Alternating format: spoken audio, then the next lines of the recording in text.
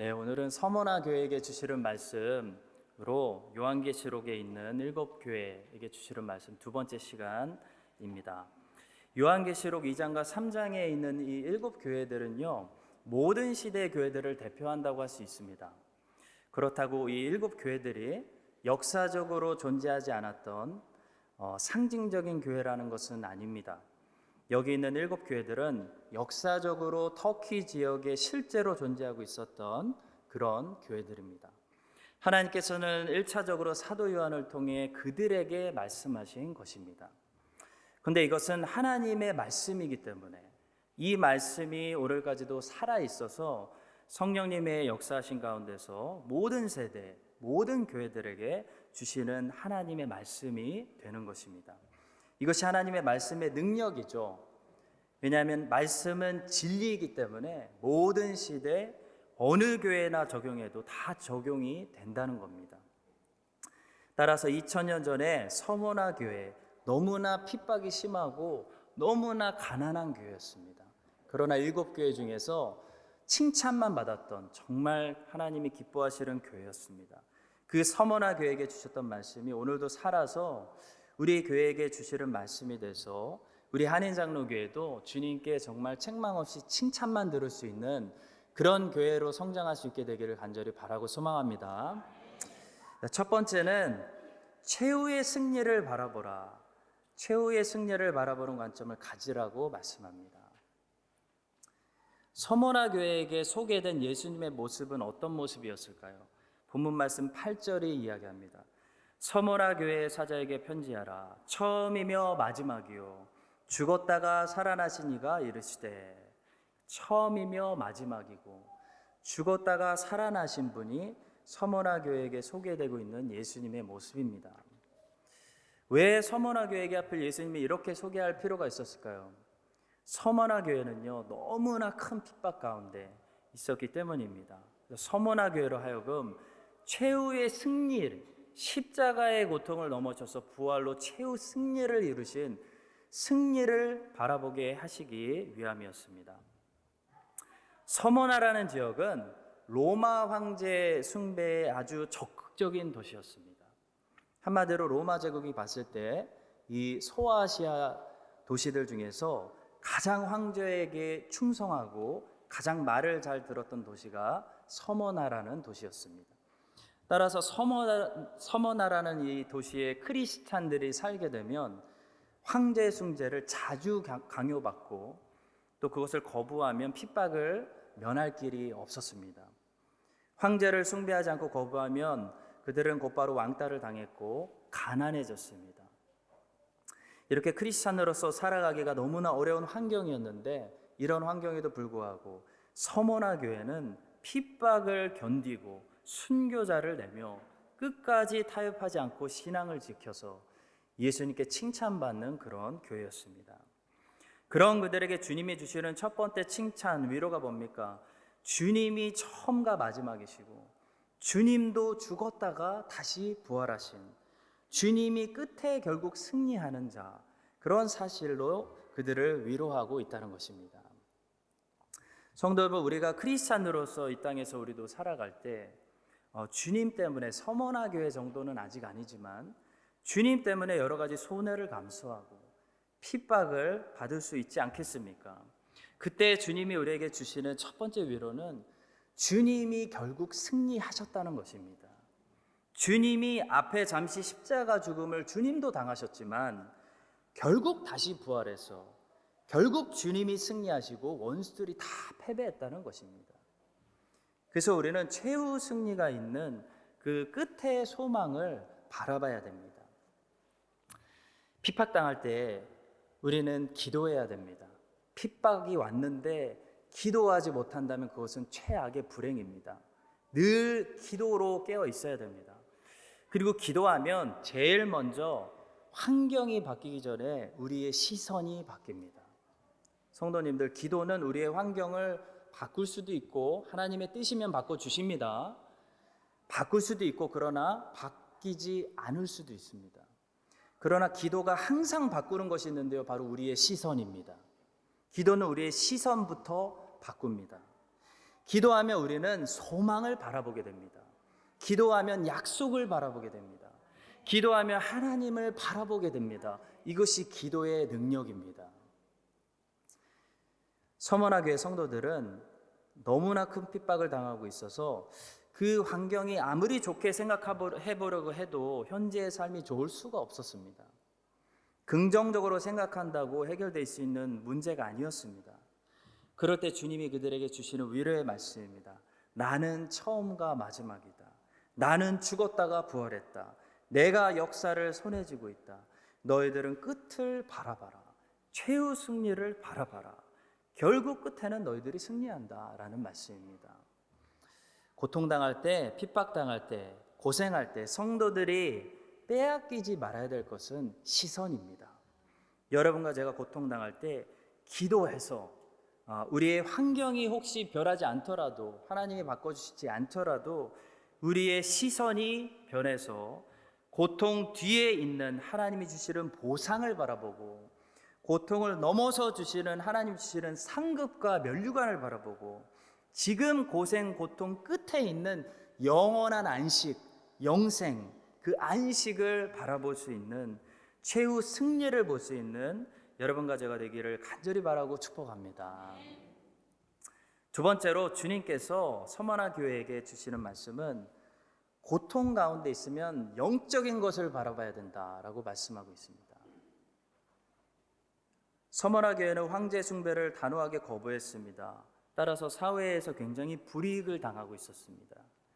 그들은 경제활동과 사회활동을 정상적으로 하지 못했습니다.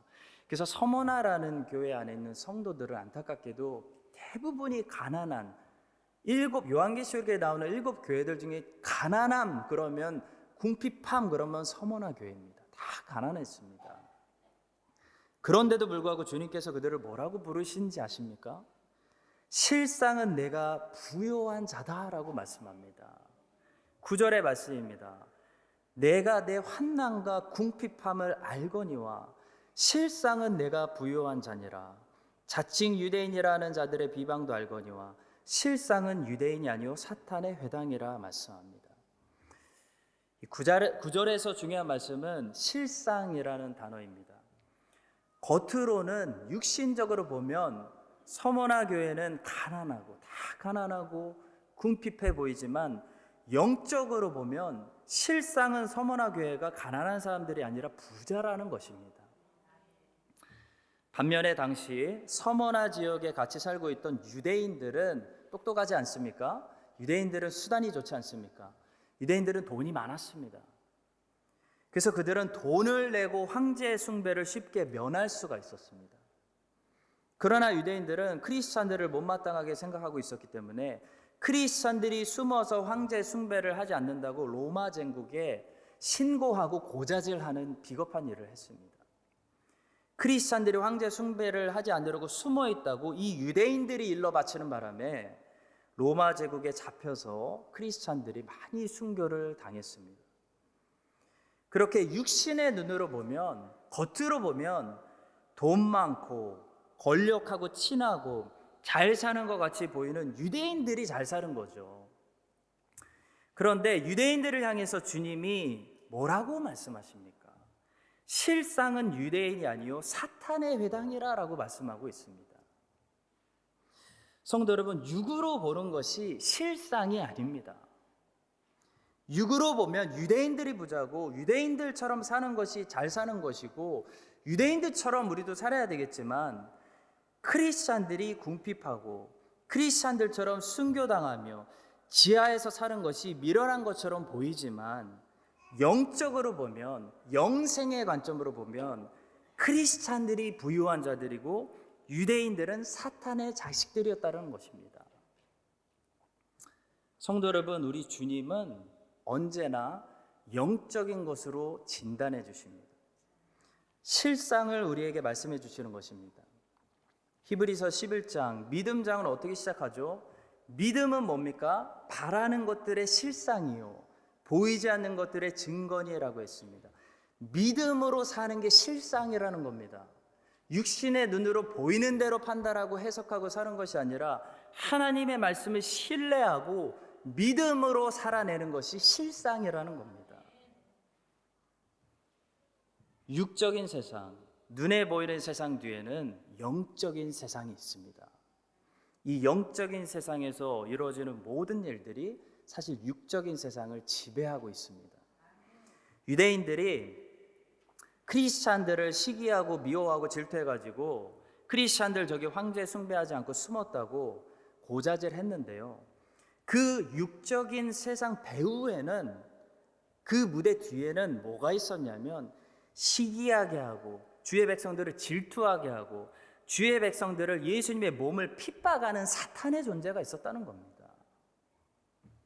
그래서 주님은 서머나 지역에 있었던 유대인들의 회당을 유대인들의 회당이라고 부르는 것이 아니라 실상을 말하는 것이죠.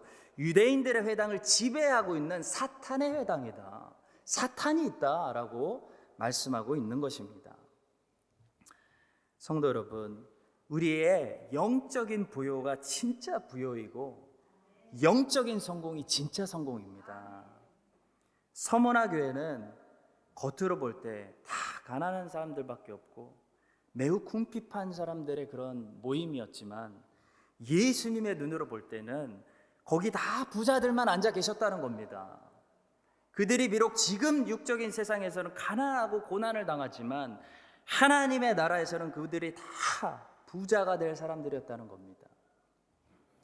반대로 나중에 살펴보게 될 라오디게아라는 교회가 있습니다. 그 라오디게아 교회는 겉으로 보면 다 부자들이 와서 모이는 교회였습니다. 다 잘 사는 그런 사람들이 모인 교회처럼 보였지만 영적으로 보면 매우 궁핍하고 다 가난한 교회였다고 주님이 진단하십니다. 그러니까 서머나 교회하고 라오디게아 교회는 정반대라고 할 수 있습니다. 라오디게아 교회에게 주시는 말씀은 한번 보겠습니다. 요한계시록 3장 17절과 18절에서 이렇게 말씀하십니다. 내가 말하기를 나는 부자라, 부요하여 부족한 것이 없다. 하나 내 공고한 것과 가련한 것과 가난한 것과 눈먼 것과 벌거벗은 것을 알지 못하는도다.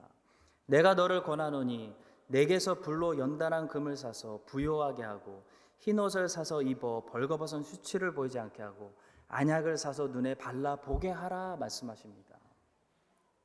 라오디게아 교회가 육적으로 판단해서 자기들은 돈도 많고 어마어마한 건물도 있고 자기들은 부족한 것이 없는 부자 교회다라고 착각하고 있으니까 주님이 18절에서 무엇을 말씀하셨습니까? 안약을 사서 눈에 발라 보라고 말씀하십니다. 한마디로 육적으로 판단하지 말고 영적으로 눈을 떠서 보라는 겁니다. 영적으로 보면 너희 교회는 서머나 교회 성도들보다 훨씬 더 가난하고 다 벌거벗은 부끄러운 사람들이다라는 것입니다. 성도 여러분, 교회는 수만 명이 모이는 대형 교회가 된다고 하나님 보실 때 결코 부요한 교회가 되는 것이 절대로 아닙니다. 교회 성도가 10만 명이 모여도 하나님은 눈 하나도 깜짝하지 않으십니다. 300억을 들여서 교회 선물 세워도요, 예수님 그런 거로 감동하시지 않습니다. 예수님 과부의 2랩돈 헌금으로 감동하신 분입니다. 교회는 중국에 있는 지하교회라도 인도네시아에 있는 다 쓰러져가는 판자촌 가정집에 모이는 교회라도요, 헌금 없어서 성도들 다 가난해서 목사 사례비 제대로 주지 못하는 교회라도 거기 바른 말씀 선포가 있고 거기 말씀에 순종하는 성도들이 살아있고 거기 주님이 명령하신 성례가 이루어지고 있으면요, 하나님이 보실 때 그게 부자 교회라는 겁니다. 그 성도들, 인도네시아에 계신 성도들, 북한과 중국에 계신 성도들 다 천국에서 큰 저택 가지고 계신 부자분들이라고 저는 믿습니다. 예수님이 이 사실을 핍박당하는 성도들이 알기를 바라셨다는 겁니다. 성도 여러분, 이 사실을 우리가 알기를 예수님이 바라십니다. 영적으로 부요한 것이 진짜 부자가 되는 겁니다. 육의 눈으로 눈에 보이는 것들로 우리가 판단하는 것이 아니라 믿음으로 실상을, 영적인 세상을 주님의 말씀으로 보고 깨닫는 저와 여러분이 될 수 있기를 주님의 이름으로 간절히 바라고 축복합니다. 세 번째로 서머나 교회에게 주셨던 위로의 말씀은 내가 다 안다라는 말씀이었습니다. 너무나 큰 핍박과 가난과 고통 가운데서도 믿음을 지키고 있는 주님의 자녀들에게 하나님이 언제나 지금 이 시대에도 주시는 첫 번째 위로의 말씀은요, 하나님이 다 알고 있다는 겁니다. 하나님이 아시면 우리에게 위로가 됩니다. 법정에서 판사가 내 입장을 다 알고 다 이해하고 있다. 그럼 게임 끝난 거죠. 학교에서 아이들이 아무리 옆에 아이들에게 불륜을 당해도요, 선생님이 그 장면을 목격하면 게임 끝난 겁니다. 선생님이 봤다, 선생님이 알고 있다, 그러면 되는 거예요. 근데 선생님이 모른다, 부모님들끼리 다 얘기한다, 그럼 마음이 힘들어지는 겁니다. 성도 여러분, 하나님은 이것을 우리가 또한 알기를 원하십니다. 이것은 우리가 이 땅에서 고난당하고 먹고 살기 힘들고 고생하는데도 불구하고 주일 성수 지키고 하나님께 헌금 드리고 주의 말씀대로 살려고 몸부림치는 거요, 억울한 일 당하고 핍박당하는 거 하나님이 다 아신다는 겁니다. 하나님이 지금도 다 보고 계시다는 겁니다. 하나님이 아직 최종 심판을 안 해주셔서 그렇지, 그 최종 심판대 앞에서 다 갚아주실 것이기 때문에 억울해하지 말고 지금 무엇을 놓친다고 생각하지 말고 좀 기다리라는 겁니다. 주님께서 서머나 교회를 그렇게 위로해 주셨습니다. 9절의 말씀입니다. 내가 너의 환난과 궁핍을 알거니와 실상은 내가 부유한 자니라. 자칭 유대인이라는 자들의 비방, 유대인들이 너희들을 고자질하고 신고할 때도 내가 다 받고 내가 다 알고 있다. 알거니와 실상은 걔네들은 유대인이 아니오 사탄의 회당이라 말씀하십니다. 우리는 주님의 공의로운 심판의 날을 기다릴 필요가 있습니다. 여러분 생각해 보십시오. 판사가 나에게 와서 당신이 당한 모든 일들을 내가 알고 있습니다. 당신은 아무 걱정하지 마십시오. 반드시 공의로운 재판이 있을 것입니다 라고 말해줬다면, 기뜸해줬다면, 아직 재판이 열리지 않은 그 며칠 아니면 몇 주일 혹은 한 달, 두 달, 그걸 우리가 못 기다리겠습니까? 그걸 못 기다리고 여전히 억울해하고 뭔가 놓친다고 생각하고 스스로 갚으려고 분노하겠습니까? 우리의 문제가 뭘까요? 하나님을 못 기다린다는 겁니다. 좀 더 심각하게 얘기하면 하나님을 믿지 못하는 겁니다. 성도 여러분, 하나님이 약속하신 공의로운 심판이 반드시 있습니다. 성경은 그걸 약속하고 있습니다. 우리는 그 약속을 기다리지 못하고 인내하지 못해서 억울해하고 내가 갚으려고 하고 무언가 영원히 놓쳐버렸다라고 생각하면 안 된다는 것입니다. 하나도 놓치는 거 없습니다.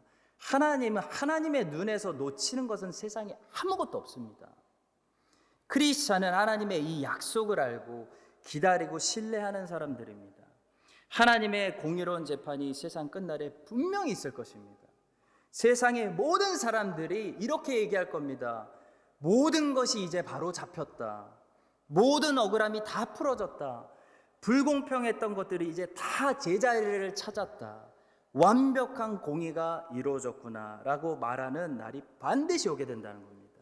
제 말을 꼭 기억하십시오. 반드시 옵니다. 모든 사람들이 자기가 뿌린 대로 다 거두게 됩니다. 모든 사람들이 자기가 행한 대로 하나님이 다 갚으실 것입니다. 그거에 대해서 이 심판은 불공평하다, 억울하다, 누구는 좀 더 뭘 놓쳤다, 억울하다고 말할 사람이 한 사람도 없을 거라는 겁니다. 모든 사람들이 이렇게 얘기할 겁니다. 정말 하나님은 공평하시네, 참 공평하게 됐네, 이거였구나 인정하는 날이 온다는 겁니다. 그 재판이 성도들에게, 지금 고난 가운데 있는 성도들에게 뭐가 된다는 겁니까? 위로가 되고 격려가 되고 소망이 된다는 겁니다. 서머나 교회를 위로하셨던 그 짧은 말씀, 내가 다 알고 있다, 기다려, 갚아준다. 이 말씀이 서머나 교회처럼 고통당하고 억울함당하고 핍박당하고 손해보고 있는 모든 주의 백성들에게 오늘도 큰 위로가 될 수 있기를 주님의 이름으로 간절히 축원합니다. 네 번째로 서머나 교회에게 주시는 말씀은 핍박과 고통이 있는데요, 그것이 짧다는 겁니다. 이게 절대로 영원하지 않다는 겁니다. 본문 10절의 말씀입니다. 너는 장차 받을 고난을 두려워하지 말라. 볼지어다 마귀가 장차 너희 가운데서 몇 사람을 오게 던져 시험을 받게 하리니 너희가 10일 동안 환난을 받으리라. 내가 죽도록 충성하라. 그리하면 내가 생명의 관을 내게 주리라. 성도님들, 우리도 서머나 교회 정도는 아니지만 크리스찬이라면 다 고난이 있습니다. 크리스찬은 이 땅에서 고통 당합니다. 근데 이 고통이 절대로 영원한 게 아니라는 겁니다. 이걸 기억해야 됩니다. 10일 동안 환난을 받으리라라는 말씀은 서머나 교회가 받는 고통과 핍박이 절대로 영원하지 않다는 겁니다. 끝이 있다는 겁니다. 고통이 있긴 있는데요, 영원한 고통이 아니라 정해진 기간 동안의 시험이라는 겁니다. 언젠가는 반드시 주님이 마침표를 찍어주시는 끝나는 고통이라는 겁니다. 이 시험 고통 통과하면 그 뒤에 안식과 상급이 있다는 겁니다. 성경에서 열흘 10일이라는 말은 어느 정도 정해진 만큼을 충분히 채우는 시간을 상징적으로 의미한다고 볼 수 있습니다. 예를 들어 다니엘서 1장 12절부터 15절을 보겠습니다. 다니엘이 이 음식 맡은 사람에게 이렇게 얘기했죠. 청하오니 당신의 종들을 열흘 동안 시험하여 채식을 주어 먹게 하고 물을 주어 마시게 한 후에 당신 앞에서 우리의 얼굴과 왕의 음식을 먹는 소년들의 얼굴을 비교하여 보아서 당신이 보는 대로 종들에게 행하소서 하매 그가 그들의 말을 따라 열흘 동안 시험하더니 열흘 후에 그들의 얼굴이 더욱 아름답고 살이 더욱 윤택하여 왕의 음식을 먹는 다른 소년들보다 더 좋아 보인지라. 다니엘서에서 사용된 이 열흘이라는 개념은요, 어떤 정해진 시간을 얘기합니다. 곧 충분히 채우고 나면 언젠가 반드시 끝나는 시간을 말하고 있습니다. 아마도 요한계시록에서 주님께서 서머나 교회에게 말씀하셨던 너희가 10일 동안 환난을 받으리라. 그러나 죽도록 충성하라 라고 하신 말씀도 이런 의미였을 것입니다. 환난이 영원히 지속되는 것이 아니라 하나님께서 정하신 그 기간이 다 채워지면 곧 끝이 나니까 죽도록 충성하라는 겁니다. 또 성경에서 열흘이라는 시간은 결코 길지 않은 짧은 시간을 가리킵니다.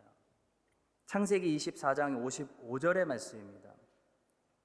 리브가의 오라버니와 그의 어머니가 이르되 이 아이로 하여금 며칠 또는 열흘을 우리와 함께 머물게 하라. 그 후에 그가 갈 것이니라. 리브가의 엄마하고 오빠 라반이 리브가를 당장 데리고 가겠다는 아브라함의 종에게 했던 말씀입니다. 당장 리브가를 데리고 그렇게 급하게 가지 말고 적어도 며칠 혹은 열흘을 우리와 함께 머물게 하라라는 말씀입니다. 그러니까 여기서 사용된 열흘의 의미는 최소한의 기간을 상징한다고 볼 수 있습니다. 열흘은 최소한의 기간입니다. 그러니까 다시 말해 길지 않은 시간입니다. 짧은 시간입니다. 최소한의 시간입니다. 성도 여러분, 이 고통이, 핍박이, 고생이 굉장히 길게 느껴지지 않습니까?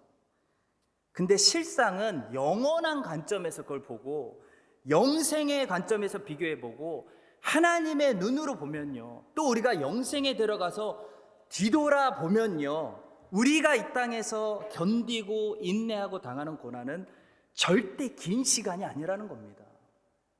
하나님은 그렇게 긴 시간 동안 하나님의 자녀들이 고통당하도록 놔두시고 시험하시는 분이 아니라는 겁니다. 하나님은 언제나 잠깐 시험하십니다. 잠깐 시험하시고 그 시험을 잘 통과하면 오히려 긴 세월 동안 평안의 날들을 주신다는 것을 우리가 볼 수 있습니다.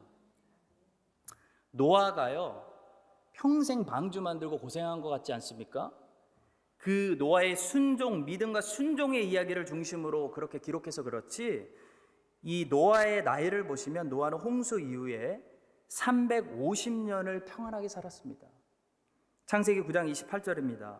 홍수 후에 노아가 350년을 살았고 했습니다. 아브라함도 모리아산에서 이삭을 번제로 바쳐야 되는, 정말 죽어야 되는 그런 믿음의 시험을 받았지만 아브라함이 그 후에요, 175세가 될 때까지 살면서 하나님께서 아브라함에게 범사의 복을 주셨다고 성경이 말씀합니다. 창세기 24장 1절입니다. 아브라함이 나이가 많아 늙었고 여호와께서 그에게 범사의 복을 주셨더라. 창세기를 보면 요셉은 감옥에서 고생만 한 사람 같지만 17세의 노예로 팔려가서 13년 동안 말도 안 되는 고생을 했는데 그 후에 가족들을 다시 만나서 애굽에서 80년을 더 삽니다. 80년을 살면서 하나님이 형통하게 해주시는 복을 누렸다고 창세기는 기록합니다. 창세기 50장 22절과 23절입니다. 요셉이 그의 아버지의 가족과 함께 애굽에 거주하여 110세를 살며 에브라임의 자손 3대를 보았으며 므낫세의 아들 마길의 아들들도 요셉의 스라에서 양육되었더라. 성도 여러분, 모든 크리스찬들이 요셉처럼 이렇게 잠깐 시험 참으면 다 노후에 잘 될 거다라는 것을 저는 얘기하는 것이 아닙니다. 오히려 많은 크리스찬들이 평생 이 땅에서 순교당하고 고생만 하다가 죽을 수도 있습니다. 그러나 하나님이 어떤 분이냐를 저는 말씀하는 겁니다. 창세기가 보여주는 하나님은 영원한 고통을 주시는 분이 아니라는 겁니다. 잠시의 고통을 주시고 잠깐의 시험을 우리에게 주시고 하나님은 영생의 안식을 우리에게 주시는 분이라는 겁니다. 성도 여러분, 고난당할 때는 고난이 끝나지 않을 것 같지만 하나님이 허락하시는 고난과 핍박은 반드시 끝이 있습니다. 그리고 하나님이 그 후에 주실 상급과 평안의 날들에 비교하면 우리가 당하는 시험은 결코 긴 시험이 아니라는 겁니다. 잠깐의 고난입니다. 어떤 사람은 이 땅에서 평생 고생하기도 합니다. 그러다가 순교하는 크리스찬들이 허다합니다. 하지만 그런 삶마저도 영생의 관점으로 보면 결코 길지 않다는 겁니다. 그 순교와 고생이 잠깐의 시험이라는 겁니다. 그것이 하나님이 말씀하는 겁니다. 이 사실을 깨달은 순교를 눈에 아픈 베드로 사도는 어떻게 말씀하셨는지 아십니까? 베드로전서 1장 6절에서 이렇게 말했습니다. 그러므로 너희가 이제 여러 가지 시험으로 말미암아 잠깐 근심하게 되지 않을 수 없으나 오히려 크게 기뻐하는도다. 성도 여러분, 베드로는 네로 황제 시대 때 살았습니다. 앞으로 네로 황제 시대 때부터 250년 동안 로마의 10대 대핍박이 일어납니다. 결코 짧아 보이는 시간이 아닙니다. 그러나 베드로는 영생을 바라보고 있습니다. 영생을 바라보고 있는 사람이 뭐라고 고백하시는지 아십니까? 이 시험 커 보이지 하지만 잠깐의 근심이다라는 겁니다. 베드로가 베드로전서 5장 10절에서 이렇게 말합니다. 모든 은혜 하나님 곧 그리스도 안에서 너희를 부르사 자기의 영원한 영광에 들어가게 하시니가 잠깐 고난을 당한 너희를 친히 온전하게 하시며 굳건하게 하시며 강하게 하시며 터를 견고하게 하시리라. 아멘입니다. 영생을 바라보고 있던 이 베드로에게 이 땅의 고생이라는 것은, 로마의 핍박이라는 것은 잠깐에 불과했다는 겁니다. 그는 영원히 누릴 안식과 평안과 면류관을 바라보고 있었기 때문에 이 땅에서 남은 여생을 그렇게 고생하고 그렇게 결국 십자가에 꺾으려 순교했는데도 그 모든 것이 베드로에게는 잠깐의 시험이다, 잠시에 불과한 고통에 불과하다, 별거 아니다라는 것이었습니다. 성도 여러분, 주님께서 서머나 교회에게 핍박을 허락하셨지만 그 핍박은요, 끝이 있는 잠깐의 시험이었습니다. 주님은 서머나 교회가 그 사실을 알기 원하셨고 오늘도 여러 가지 환난과 시험으로 고생하고 있는 우리가 이 사실을 알기를 원하십니다. 10절의 말씀을 다시 보겠습니다. 너희는 장차 받을 고난을 두려워하지 말라. 볼지어다 마귀가 장차 너희 가운데서 몇 사람을 옥에 던져 시험을 받게 하리니 너희가 10일 동안 환난을 받으리라. 내가 죽도록 충성하라. 그리하면 내가 생명의 관을 내게 주리라. 이 땅에서 이 하나님의 자녀들이 받는 고생과 고통과 핍박이 때로는 너무나 크게 느껴진다 할지라도 영생에 비하면, 여러분들이 누리시게 될 그 영원한 안식에 비교하면 이 고통이 잠시의 고통에 불과하다는 거, 이 모든 고난들을 우리가 인내하고 이겨낼 수 있다는 거 믿으시고 끝까지 힘내시기를 주님의 이름으로 간절히 축원합니다. 마지막으로 짧게 주님은 서머나 교회에게 면류관을 약속하셨습니다. 10절에서 주님이 약속하고 계시는 이 면류관으로 번역되는 헬라어 단어는 스테파노스라는 단어입니다. 헬라어는 왕관, 면류관을 두 단어로 쓸 수 있습니다. 디아메다라는 단어가 있고 스테파노스라는 단어가 있는데, 왕들이 쓰는 왕관을 가리킬 때는 디아데마라는 단어를 씁니다. 그러니까 여기서 주님이 서머나 교회에게 약속하시는 면류관은 왕들이 쓰는 그런 왕관이 아닙니다. 왕은 예수 그리스도 혼자 왕이십니다. 우리는 왕관을 쓰지 않습니다. 우리는 면류관을 씁니다. 자, 스테파노스는 어떤 면류관이냐면, 당시 헬라 문화 속에는 오늘 말로 하면 스포츠 문화가 굉장히 이미 발달되어 있었습니다. 그래서 이미 로마 제국이 다스리던 유럽에는 곳곳에 운동 경기장들이, 스타디움들이 많이 지어져 있었습니다. 그 경기장에서 시합을 할 때 이 운동선수가 운동을 끝까지 완수해서 승리했을 때 최후의 승리자의 머리에 씌워주던 면류관이 바로 스테파노스였습니다. 주님은 지금 서머나 교회에게 이 스테파노스를 약속하시는 거예요. 이 말은 곧 무슨 의미겠습니까? 끝까지 승리할 때까지 계속 경주를 하라는 겁니다. 죽도록 충성하라는 겁니다. 이기는 자가 되라는 겁니다. 자기의 소명을 이렇게 경기장에서 운동하는 선수처럼 생각했던 사람이 있었습니다. 그래서 끝까지 달려갔던 사람이 있었습니다. 사도 바울이죠. 사도 바울이 로마 감옥에서 잡혔을 때 했던 말을 들어보십시오. 빌립보서 3장 12절부터 24절입니다. 내가 이미 얻었다 함도 아니요 온전히 이루었다 함도 아니라 오직 내가 그리스도 예수께 잡힌 바 된 그것을 잡으려고 달려가노라. 형제들아, 나는 아직 내가 잡은 줄로 여기지 아니하고 오직 한 일, 즉 뒤에 있는 것은 잊어버리고 앞에 있는 것을 잡으려고 표대를 향하여 그리스도 예수 안에서 하나님이 위에서 부르신 부름의 상을 위하여 달려가노라. 사도 바울은 로마에서 황제의 재판을 기다리고 있을 때도 자신의 경주가 끝났다고 생각하지 않았습니다. 얼마 후에 로마에서 풀려나고 몇 년 동안 열심히 달리면서 또 전도를 하다가 마지막으로 다시 붙잡혀서 로마의 지하 감옥에 갇혔을 때 이제 자신의 경주가 거의 끝났다라는 것을 직감하고 이런 멋진 말을 남겼습니다. 디모데후서 4장 7절과 8절입니다. 나는 선한 싸움을 싸우고 나의 달려갈 길을 마치고 믿음을 지켰으니 이제부로는 나를 위하여 의의 스테파노스가 예비되었으므로 주 곧 의로우신 재판장이 그날에 내게 주실 것이며 내게만 아니라 주의 나타나심을 사모하는 모든 자에게로라. 사랑하는 성도 여러분, 예수 그리스도를 이 타락하고 부패한 세상 속에서 믿는다는 거 쉬운 거 아니죠. 핍박과 손해와 고난을 의미하는 것입니다. 근데 주님이 서머나 교회에게 하셨던 이 말씀을 가지고 오늘 우리에게 약속의 말씀을 주십니다. 힘을 내라 라고 말씀하시면서 약속을 주십니다.